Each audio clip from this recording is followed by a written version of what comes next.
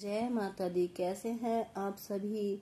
आशा करती हूँ और माता रानी से प्रार्थना करती हूँ कि आप सभी खुश रहें, मुस्कुराते रहें। आज हमने रखा है गाज मैया का व्रत, जिसका प्रसाद बनाकर पुरुषों से छुपाकर क्यों खाते हैं, बताएंगे अपनी इस कहानी में। अगर आप अकेली हैं, आपको कोई कहानी सुनाने या सुनने वाला नहीं मिले तो मोबाइल में कहानी सुन सकती हैं। यह एक सच्ची कहानी है। राजा नल का नाम तो आपने सुना ही होगा।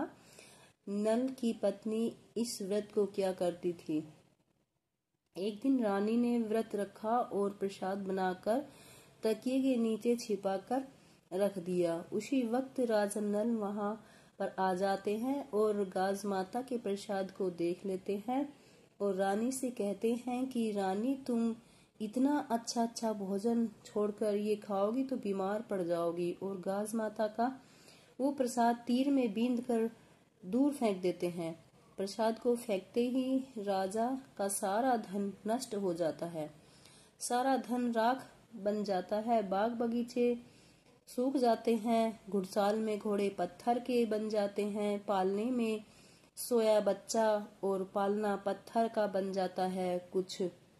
जब कुछ नहीं बचा तो राजा ने रानी से कहा कि चलो हम किसी देश में चलते हैं और भीख मांगकर गुजारा कर लेंगे। देश चोरी करके खाने से अच्छा है प्रदेश में भीख मांगकर खा लेंगे। और दोनों अपना राज्य छोड़कर चल दिए। रास्ते में जब उन्हें प्यास लगी तो वो एक सरोवर में पानी पीने को गए। वो सरोवर सूख गया। जिस पेड़ के नीचे विश्राम करने को बैठते वो पेड़ सूख जाता। जब उन्हें भूख लगी तो एक नदी के किनारे जाकर राजा ने रानी को तीतर पकड़कर दी और कहा कि रानी, जब तक तुम ये तीतर बनाओ मैं नहा कर आता हूँ। रानी ने जैसे ही तीतर बनाने की सोची, सारे तीतर गायब हो गए। जिस नदी में राजा नहाने गया वो नदी भी सूख गई। राजा ने वापस आकर रानी से तीतर खाने को मांगे तो रानी ने कह दिया कि राजा साहब, मुझे ज्यादा भूख लग रही थी और वो तीतर तो मैंने खा लिए। राजा साहब, अब की बार आप तीतर पकड़ कर बनाओ और मैं नदी में नहाकर आती हूँ। राजा ने जैसे ही तीतर बनाने की सोची, सारे तीतर फिर से गायब हो गए। राजा समझ गए कि रानी के साथ भी ऐसा ही हुआ होगा। रानी ने वापस आकर राजा से खाना मांगा तो राजा ने कहा कि जैसे तुमने कल तीतर बनाकर खा लिए थे, आज मैंने वे खा लिए हैं। फिर रानी से राजा ने कहा कि चलो रानी, अपनी बहन के घर चलते हैं। और फिर अपने फटे हाल के कारण बहन के गांव के पास एक बाग में ही रुक गए और अपनी बहन को खबर भिजवाई कि तुम्हारा भाई और भाभी आए हैं। तो उसकी बहन ने पूछा कि कैसे हाल में है। तो पता चला कि फटे हाल में है। तो राजा की बहन ने स्वादिष्ट भोजन नौकर के हाथ भिजवा दिए। जब राजा ने देखा तो सुंदर भोजन के बजाय सूखी रोटी और प्याज में बदल गए। राजा ने सोचा कि हमारे फटे हाल को देखकर मेरी बहन ने प्याज रोटी भिजवा दिए हैं। राजा प्याज रोटी को बाग में ही एक गड्ढे में दबाकर अपने दोस्त के घर चला जाता है और अपने दोस्त को खबर करवा देता है कि तुम्हारा दोस्त आया है। उसने भी यही पूछा कि कैसे हाल में है। तब पता चला कि फटे हाल में है तो कहा कि मोरी के रास्ते से ले आओ। दोस्त ने राजा रानी को खूब अच्छी तरह से स्वागत किया और भोजन खिलाने लगा। जब राजा रानी भोजन कर रहे थे तो राजा नल की नजर खूंटी पर पड़ी, जिस पर दोस्त की पत्नी का हार टंगा था और खूंटी हार को निगल रही थी। राजा ने रानी को दिखाया और कहा कि हार को खूंटी निगल रही है, ये हमारे नाम लगेगा। इससे पहले हमें यहाँ से निकल लेना चाहिए। और वो दोनों मोरी के रास्ते से ही वापस चले गए। ये एक खुफिया रास्ता होता था जिसमें राजा कब बाहर आ जाता था महल से और कब महल में अंदर आ जाता था, किसी को पता नहीं चलता था।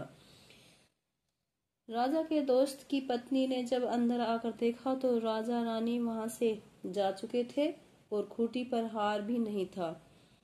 उसने कहा कि आपका दोस्त मेरा हार चुरा कर ले गया। तो राजा के दोस्त ने कहा कि मेरा दोस्त ऐसा नहीं कर सकता, वो ऐसा नहीं कर सकता।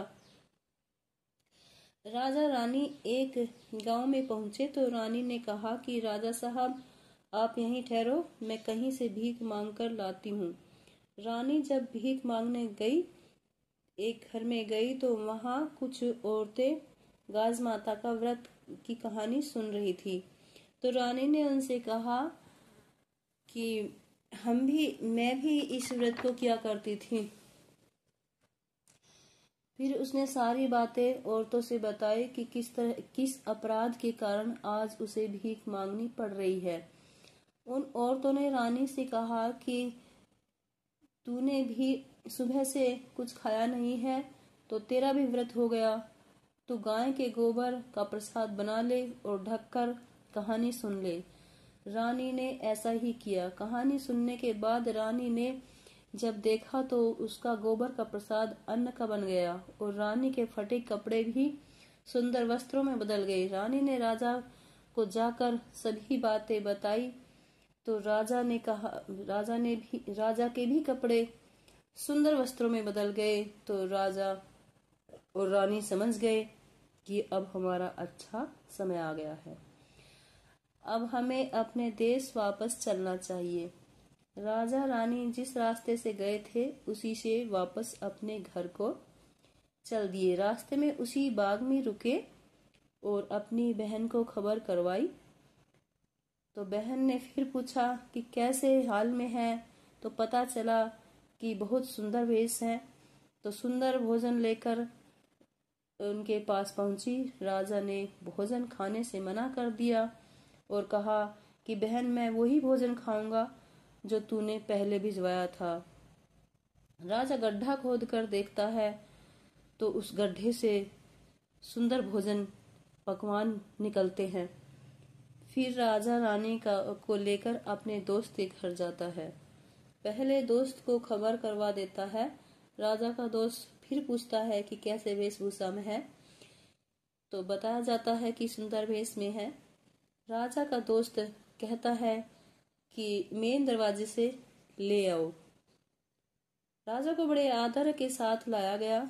जिस वक्त राजा रानी खाना खाने लगे तो खूंटी हार को उगलने लगी। तब राजा ने अपने दोस्त को दिखाया और उसकी पत्नी को दिखाया और बताया कि पहले जब हम यहाँ भोजन कर रहे थे तो ये खूंटी हार निगलने लगी थी, इसीलिए हम यहाँ से बिना बताए चले गए थे कि कहीं ये हार हमारे नाम ना लग जाए। राजा रानी अपने नगर यह सब बताकर चल दिए। जब वह अपने नगर में वापस आए तो उनका सारा राज्य पहले जैसा हो गया था। घुड़साल में घोड़े हिनहिना रहे थे, पहरेदार महल में पहरा दे रहे थे, पालने में बच्चा खेल रहा था। सब पहले जैसा देखकर राजा रानी बहुत खुश हुए और रानी ने हर साल पहले से भी अच्छे से गाज माता का व्रत करने लगी। तभी से उसका प्रसाद जेंट्स को नहीं दिखाया जाता है। कहानी के बाद जो भी आपको अपनी मनोकामना पूरी करवानी हो, गाज माता से मन ही मन में बोल दो कि हे गाज माता, अगर हमारी ये इच्छा पूरी हुई तो मैं अगली बार आपका प्रसाद दोहरा बनाऊंगी। गाज माता आपके सभी काम पूरे करेगी, जरूर सभी मनोकामना पूर्ण करेगी आपकी। इसमें कोई दो राय वाली बात नहीं है। अगर आप दोहरे करते हो, प्रसाद दोहरा बनाते हो, तो आप किसी मनोकामना के लिए ये कह सकते हो कि मैं अगली बार मिठाई बांटूंगी। दोहरे करते हो तो आप मिठाई भी बांट सकते हो आपकी जो मनोकामना पूर्ण हुए उसके बाद में। बोलो गाज माता की जय। गाज माता जैसे राजा रानी की भूल माफ की, उन सब की बिगड़ी बनाई, ऐसे ही सबकी भूल माफ कर सबकी बिगड़ी बनाइयो माता रानी जी की जय। बोलो गाज माता की जय। अगर आपको कहानी सुनने या सुनाने वाला कोई और नहीं मिलता है तो आप मोबाइल में ये कहानी सुनकर अपना व्रत खोल सकती हैं। ऐसी ही सुंदर सुंदर कहानियों के लिए हमारे चैनल को सब्सक्राइब कर ले और हमें कमेंट्स करके जरूर बताएं कि आपको हमारे द्वारा सुनाई गई कहानी कैसी लगी। बोलो गाज माता रानी की जय।